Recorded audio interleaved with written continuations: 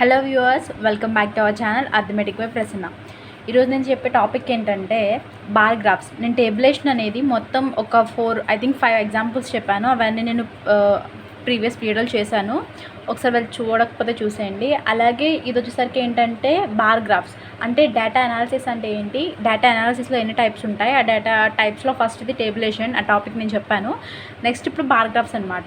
ఇక్కడ కింద ఏమనిస్తున్నాడంటే ఇయర్స్ ఇచ్చాడు. ఇక్కడ వాళ్ళు ఎంత పెరిగారు అంటే ఇమిగ్రేషన్ అనేది ఎంత పెరిగిందో, యూఎస్ ఇమిగ్రేషన్ అనేది ఎంత పెరిగింది అనేది ఈ యాక్సిస్ మీద ఇచ్చాడు అనమాట. అందులో ఫస్ట్ క్వశ్చన్ చూద్దాం. The US immigration in 2000 was how many times that 1970 కన్నా 2000లో ఇమిగ్రేషన్ అనేది ఎన్ని టైమ్స్ పెరిగింది అంటున్నాడు. 1970లో ఎంత ఉంది? 6 ఉంది. ఇది 1970 కదా, 6 ఉంది. 2000లో 12 ఉంది. సో అదే సార్ 2000లో 12 ఉంది, 1970లో 6 ఉంది. ఎన్ని టైమ్స్ అన్నాడు. ఇప్పుడు సపోజ్ ఇక్కడ 6 అని మనం చెప్పొచ్చు, కానీ 6 టైమ్స్ అవ్వదు. జస్ట్ ఏంటంటే నార్మల్గా ఇంత పెరిగింది అనేది, ఇన్ని టైమ్స్ అని కాదు కదా. సో అప్పుడు ఏం చేయాలంటే వీటి రెండింటికి రేషియో కడదాం.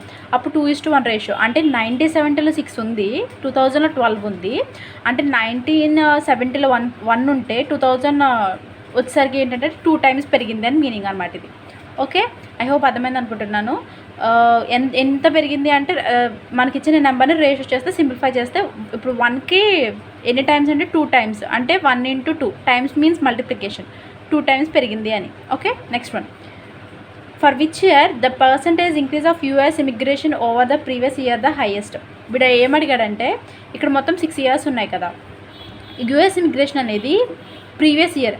ఇప్పుడు ఈ ప్రీవియస్ ఇయర్ అంటే ఏంటి? ముందు ఇయర్. ఈ ఇయర్తో కంపేర్ చేస్తే దీని ముందు ఇయర్ ఏంటి? 1960 కన్నా 1970 అనేది ఎంత పర్సంటేజే కదా, ఎంత పర్సంటేజ్ అనేది ఇంక్రీజ్ అయింది అంటున్నాడు. అంటే ప్రీవియస్ ఇయర్ అంటే దీని ముందు ఇయర్, దీంతో కంపేర్ చేస్తే ఇది ఎంత శాతం పెరిగింది అంటున్నాడు. పర్సంటేజ్ వైజ్ చూడాలి.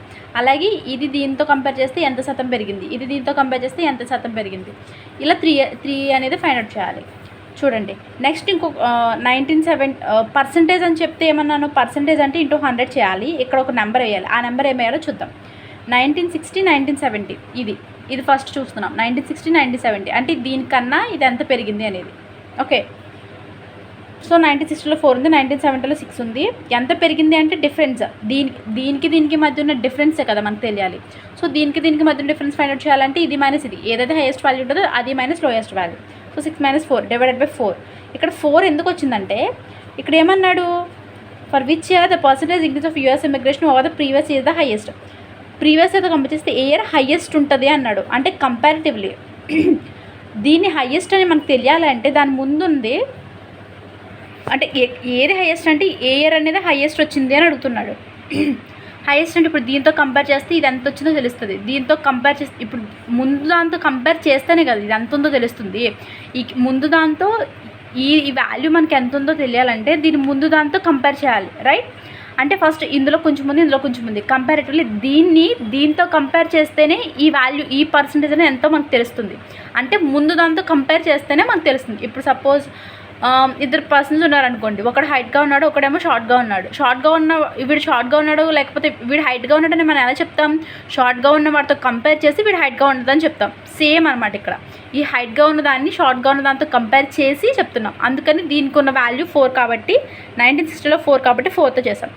సో 6లో నుంచి 4 తీస్తే 2 అండ్ 4 ఇలా ఉంది. 400లో క్యాన్సర్ అనమాట, 50% ఉంది. ఓకే, అలాగే 1980, 1980లో ఎంత ఉంది? 8 ఉంది. 1990లో 10 ఉంది. Same process. ఫస్ట్ మనకి డిఫరెన్స్ చూస్తాం కదా, 10 - 8 డివైడెడ్ బై 8. 8 ఎందుకు వచ్చిందని చెప్పాను? దీనికి ముందు షార్ట్ కదా, సో అందుకని 8 వచ్చింది. దీన్ని సింప్లిఫై చేస్తే 20%. అలాగే 2010 కూడా చూస్తున్నాం. 2000లో 12 ఉంది. ఇది 2000 అనమాట. 2000లో 12 ఉంది. నెక్స్ట్ 2010లో ఎంత ఉంది? ఐ థింక్ 16 ఉంది. సో అందుకే 16 కదా, 2010లో 14 ఉంది. సో డిఫరెన్స్ దీనికి మధ్య డిఫరెన్స్ 2 డివైడెడ్ బై షార్ట్ దాని అంటే ముందుది కదా 12 × 100. సో చేస్తే 16.6% అంటే ఫస్ట్ 50% దీనికి మధ్య ఇంక్రీజ్ అనేది 50%, దీనికి ఇంక్రీజ్ అనేది 20%, ఇది 19 పాయింట్ సంథింగ్ వచ్చింది. అంటే దీంతో కంపేర్ చేస్తే ఇదనేది 50% పెరిగింది. ఈ ప్రీవియస్ ఇయర్తో కంపేర్ చేస్తే 50% పెరిగింది. ఈ ప్రీవియస్తో కంపేర్ చేస్తే 20% పెరిగింది. ఈ ఇయర్స్ ప్రీవియస్తో కంపేర్ చేస్తే 19% పెరిగింది. వాడు ఏమంటే ఏ 2 ఇయర్స్కి మధ్య ఎక్కువ పెరిగింది అని అడుగుతున్నాడు. 50% ఇస్ ద హైయెస్ట్ వన్ కాబట్టి ఇక్కడ 1970లో దీనితో కంపేర్ చేస్తే 50% అనేది ఎక్కువ ఇంక్రీజ్ అయ్యింది అని చెప్తున్నాడు. సో అదే ఆన్సర్ దీన్ని. Next question. యాక్చువల్లీ క్వశ్చన్ నేను చూడండి, what was the percentage increase the US immigration in 2010? ఇది రాంగ్. 2010 ఓవర్ 1980. ఏమంటే what was the percentage increase of US immigration in 2010 over 1980.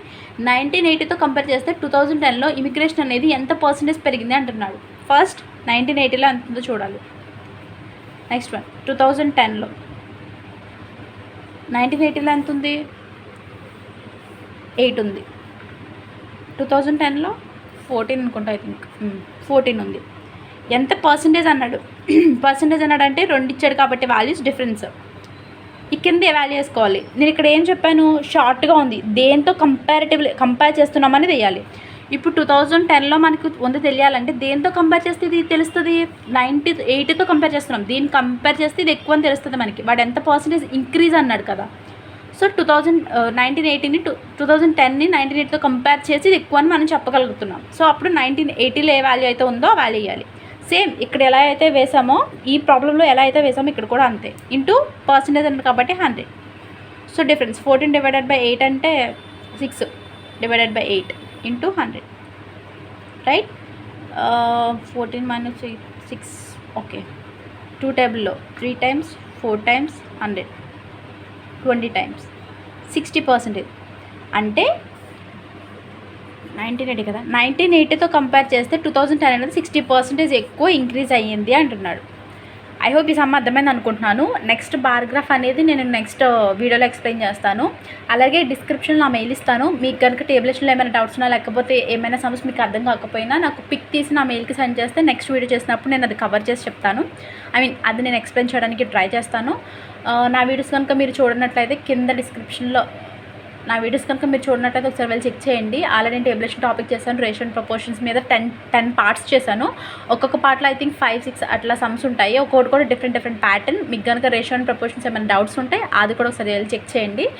అలాగే నేను data analysis introduction part, data analysis తర్వాత ఎన్ని టేబులేషన్స్ ఉంటాయి అని చెప్పి ఒక 5 ఎగ్జాంపుల్స్ కూడా ఇచ్చాను. అది కూడా చూడండి. Next I hope me video మీకు అర్థమైందని అనుకుంటున్నాను. మీకు కనుక నా ఛానల్ నచ్చినట్లయితే లైక్ చేయండి, షేర్ చేయండి, అలాగే కామెంట్ చేయండి. నా నుంచి మీకు మరిన్ని వీడియోస్ రావాలంటే please subscribe to my channel. నా ఛానల్ గుర్తుంది కదా, అర్థమెటిక్ బై ప్రశ్న. Thank you for watching.